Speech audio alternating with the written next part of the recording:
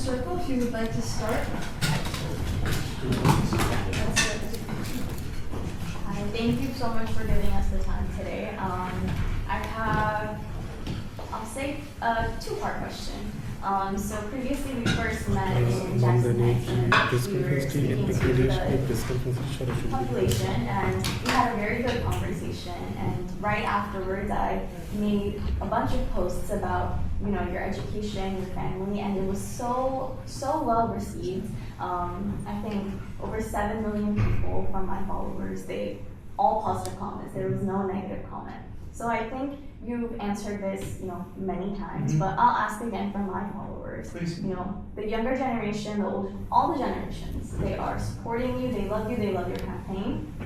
Why should we vote for you this upcoming November? Well, thank you so much, and thank you so much for coming back. You know, what I've heard from New Yorkers across the 5 boroughs, and also from South Asian New Yorkers, no matter where they live, is that this is a city that so many love, a city that represents the dreams and aspirations of so many of our families, but that for so many it's become out of reach. And when I speak to New Yorkers, be they a small business owner, be they a worker in that same small business, be they a taxi driver, be they a doctor, I hear the affordability crisis. It's one that's pushing people out of the city. And this is the city with the most amount of wealth of any city in the wealthiest country in the history of the world, and 1 in 4 New Yorkers are living in poverty.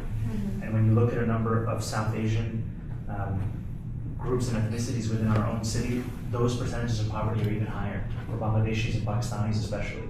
And so it's time for city government to actually do the work of making the most expensive city in America affordable.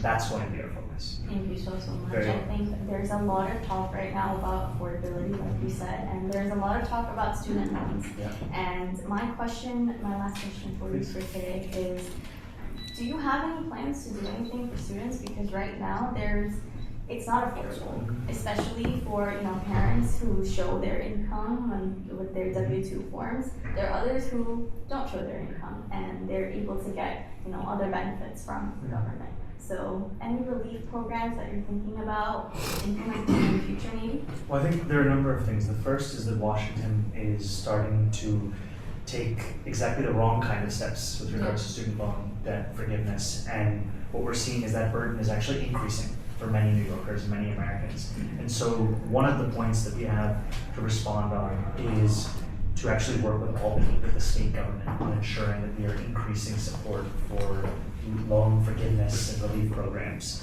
especially for the very kinds of professions that the city is trying to encourage people to enter. They are paying the cost of having to go through education for those very jobs.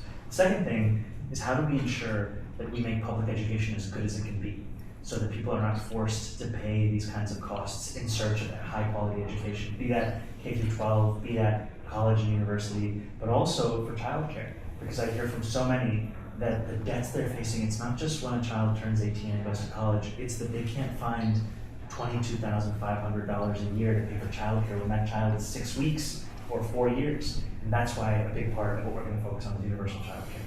Thank you so much. Could we just go in a circle to keep it, and then just say what outlet and your name, please. Mahbub Rashid from Time Television.